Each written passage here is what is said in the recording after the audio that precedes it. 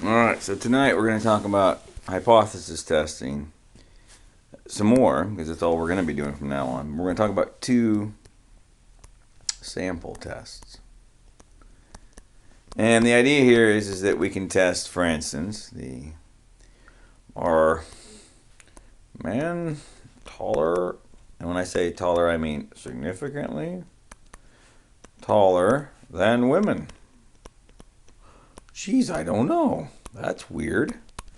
And so what do we mean? Well, obviously we're testing average heights, right? So there's the mu for men and the mu for women. And what I want to know is this. I want to know if they're taller. Because that is a straight greater than setup, I have this situation here that looks like this. Mu for men greater than mu for women. And of course the opposite of that is the other way around. Okay? However, we are frequently going to convert this just a skosh so that it looks like this.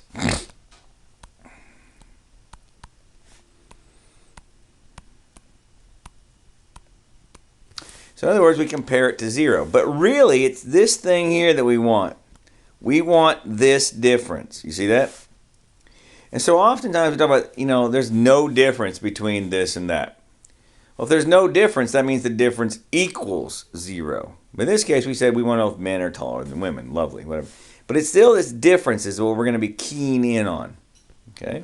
So here's the deal. When you're dealing with means, if you take population 1, that is men in this case, minus population 2, women in this case, and let's say that the men are distributed. Now, they don't have to be distributed normally because we're using a central limit theorem here, okay? But we do know that we know that x bar 1 is distributed normal. It has a mean, and it has a standard deviation that is this guy over the square root of the sample size, right? And I should use mu1 for all of them. And x bar 2 is going to be distributed normal, of course, mu2 sigma 2 over square root of n2. Well, when you subtract these guys, the difference is also normal. So that's also distributed normally. And the mean difference will be this guy minus this guy. Now the next part's a little weird, so you can just take me at my word. But the gist of it is this. When you are subtracting or adding functions, you add variances. So variance just means that I square this guy. So I'm going to get sigma 1 squared over n1 and sigma 2 squared over n2, and I'm going to add them together. So the standard deviation would be this guy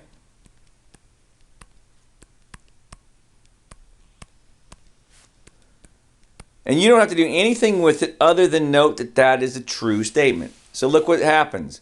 Z is going to be equal to this guy minus this guy minus mu1 minus mu2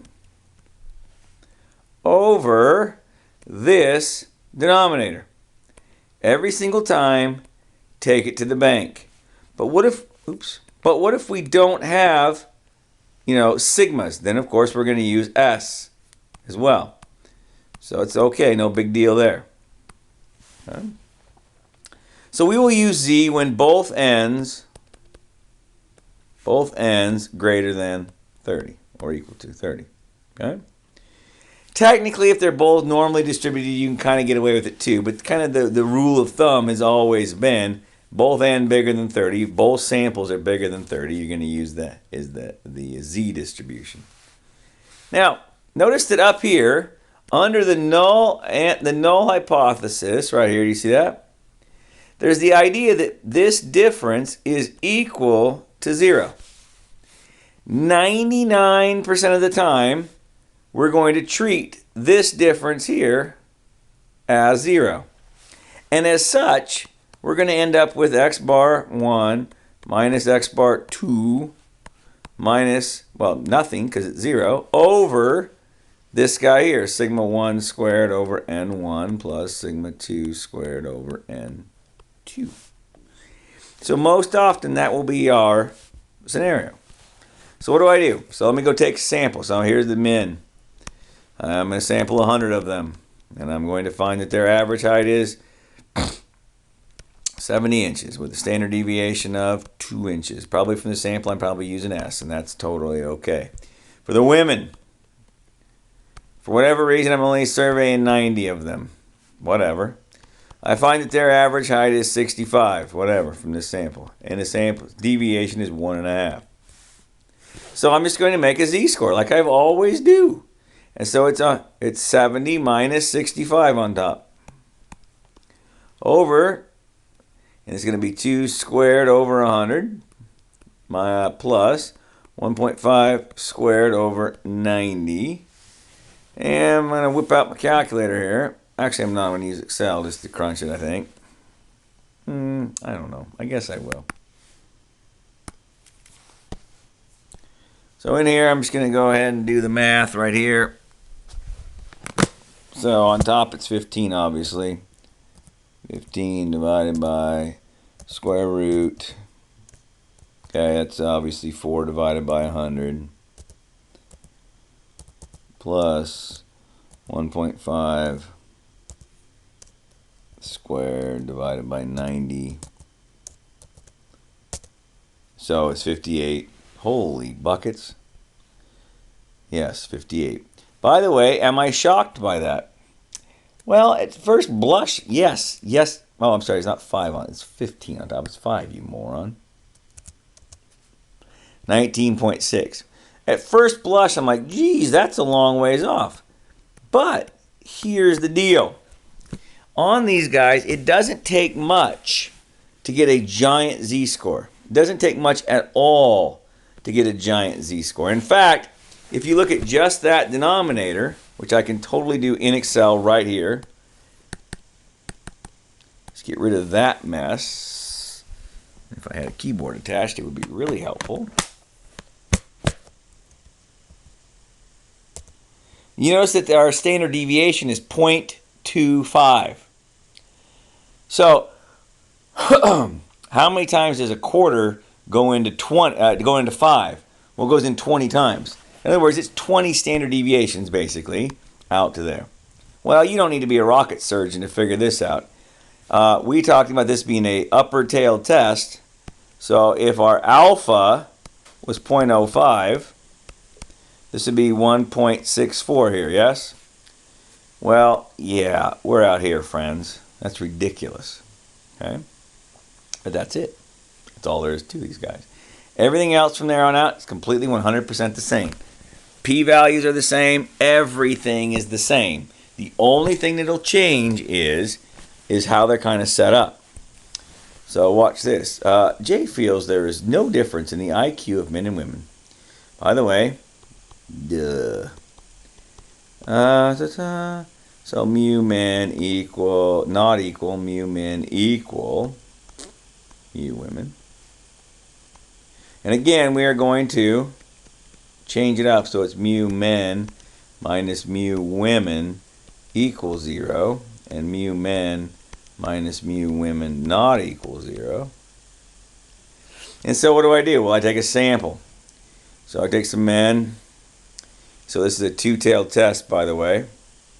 Let's use alpha as 0.05. So negative 1.96 and 1.96 are my cutoff scores. So for the men, let's sample 30 dudes.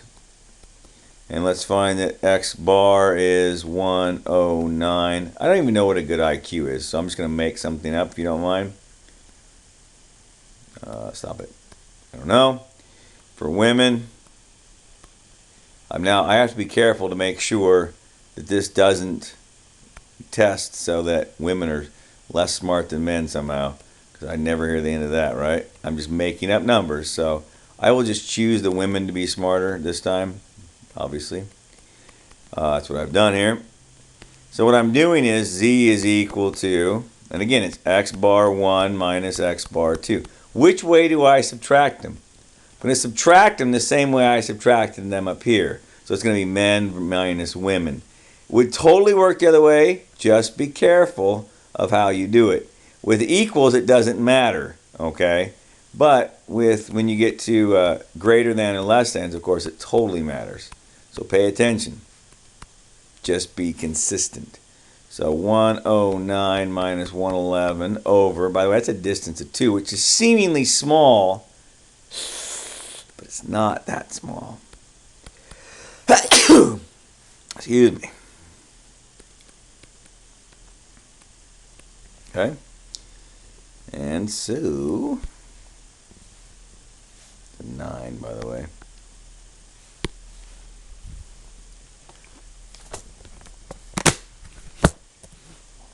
So negative 2 on top, yes. Divided by the square root of, that's 100 divided by 30, of course, right? Because 10 squared plus, that's 225 divided by 30. So I get negative 0.67. Negative 0.67 for my z-score. Obviously that's in here, so I'm going to fail to reject. Now, let's review real quick. How can I make a p-value for that? So, notice how it's on the lower side. So I'm going to go equals norm s dist. Bam. Give it to me. I'm going to put in this negative 0.67 and I'm going to go comma 1. Alright, that's the area less than it. And then I'm going to say equals that times 2, and that's my p-value. That's 0.54. There's a 54% chance that I saw that if, in fact, H naught was true. So what am I going to do? I'm going to fail to reject H naught. What does that mean? There is no difference in the average IQs of men and women. Well, again, I'm shocked. Okay? You're like, well, is there such a thing as two-sample t-tests too? Well, sure there is. Why would we do them? Again, if n is less than 30 for both of them. Now, interestingly enough, if one is significantly less than and the other one's over, but it's significantly less than, like say 15, most books say go ahead and use a t on that one as well. If this, like one is 29 and one is 30 or something like that, you can pretty much get along with the z's, okay? But usually what happens is you either have both small sample sizes or both large sample sizes. It's rare that you have a mix of the two. Okay? So the t-test would look like this. Oh my gosh, it's literally the same. Again, this will be 0 most of the time, so it won't be there, just like on the other one. And again, we're only using really this guy if, again, it's small, because in real life, we'll never really know the actual population deviation. And so as a result, we're almost always using S. And so because we're almost always using S, it really comes down to sample size on a T. Okay? So again, 99% of the time it's going to look just like this guy. And you're like, wow, that's really easy to do. Now, unfortunately, I didn't pick this book. It is, well, okay, that's not 100% true. I'm too lazy really to pick a new book. I like most of what this book has. There's one thing about it that I find obnoxious. So about the last 5 to 10 years-ish, most people in the practice of statistics have been doing this one exclusively when it comes to t-test. This is called non-pooled deviation. Okay? Back in the day, you had to test to see if the deviations were in fact different from each other. And if they were, you used this kind of deviation. If they were the same, then you had to use what was called a pooled deviation. But most of the big kids nowadays don't use the other kind, the pooled deviation. So, as a result, I don't even teach it anymore. Bear in mind, okay, if you're using a t-test, I want you to strictly use this. Notice, however, if you check the answer in the back of the book, you could be off just a skosh because it will give you a slightly different denominator. So obviously it's going to give you a different answer. I don't care. That's not how the big kids do it anymore. And so in reading a lot of the most current stuff, nobody teaches that way anymore to speak of. They pretty much go with the non-pooled deviations. Okay. This is a t distribution. So if I just do that t dot dist of, whatever this value comes out to be, comma 1, right? That's the area less than, comma degrees of freedom, comma 1. That, that's the area less than. And again, I'm just going to find the upper or the lower tail, and away we go from there. Okay, nothing is different. Okay. So if you had, Jay feels that the Tesla Roadster and the Rolls-Royce, right? I feel like they hold up equally well in crash tests or something. I don't know. So I'm going to measure like how far the bumper, I don't know, whatever. So I'm going to measure something about it. Okay, and I feel like there's no difference. And so what I'm going to say is the H1 and H0, there they are. Mu for Tesla is equal to mu for Rolls-Royce. And of course, they're not. Okay. And again, I'm going to do this subtraction bit equals 0. And subtract this over and does not equal 0. Right? I always do that in my head. So I sample, I get an average.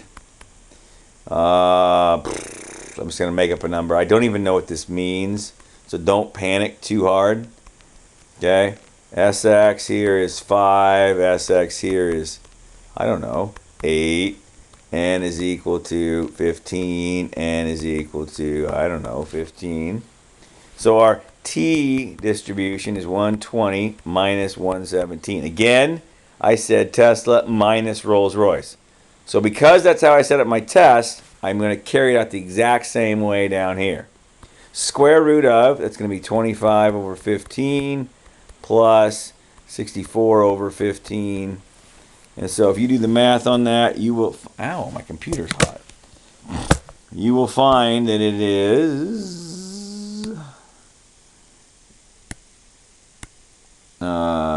so equals 3 divided by square root of, and that's going to be, they're both over 15, so that's like 89 divided by 15 inside the square root, right?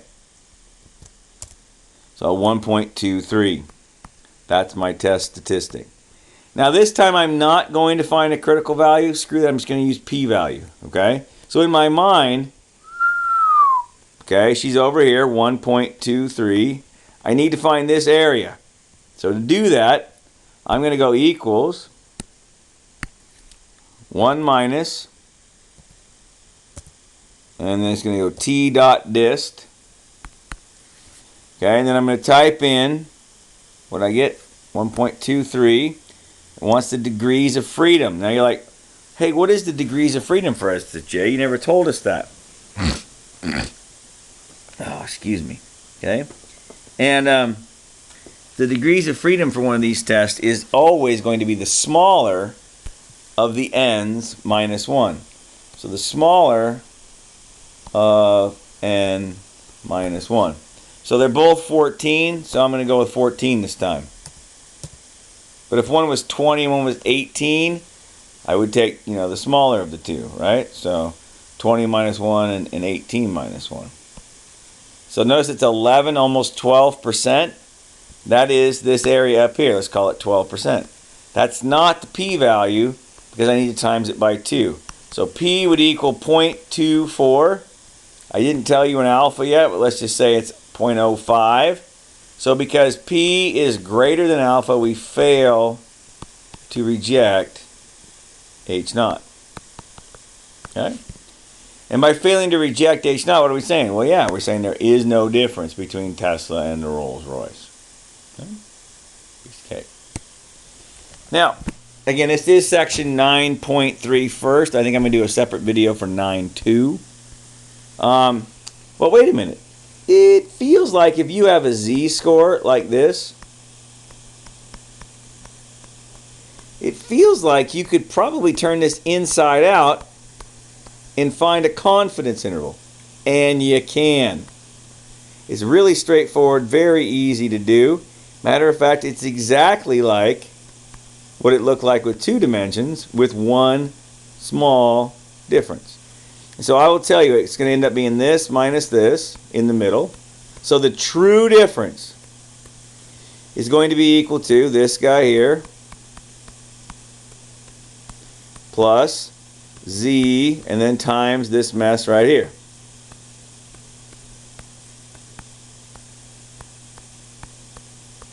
And on the other end, it's going to be this guy minus z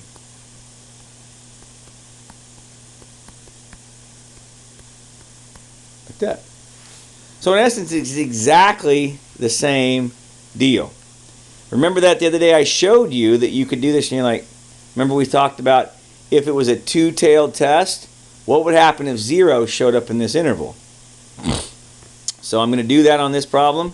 So if this previous problem, we used 0.05. That was for a t-score. Oh, that's the other thing. So then you're like, wait a minute. Could I do a t one too? Yeah, bet you can.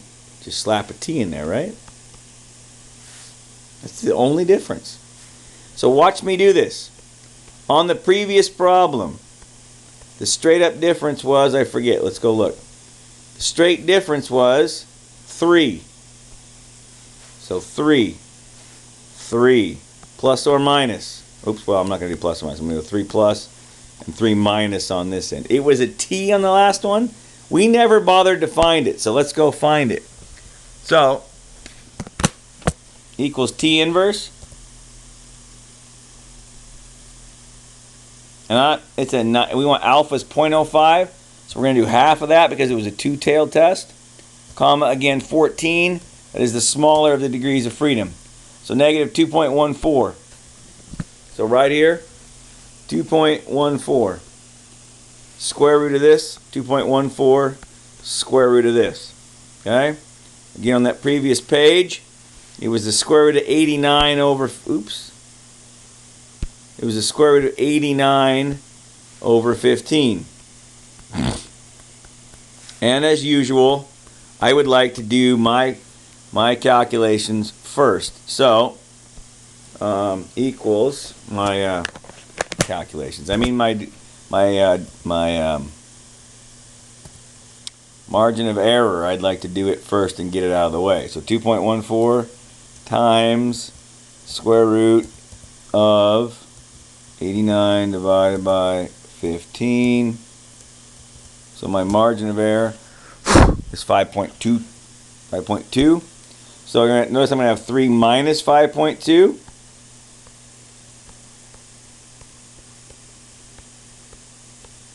And 3 plus 5.2. So 8.2 on the upper end. Mu1 minus mu2. And negative 2.2 on the lower end. Remember, 0 is in this interval. Yes? So because 0 is in that interval, that tends to give credence to this. That difference, that true difference, is in that interval. 0 is also in that interval. So because it's in there, I'm going to fail to reject H naught. That's it. So finding a confidence interval is the same exact deal. Just use these formulas right here. This formula.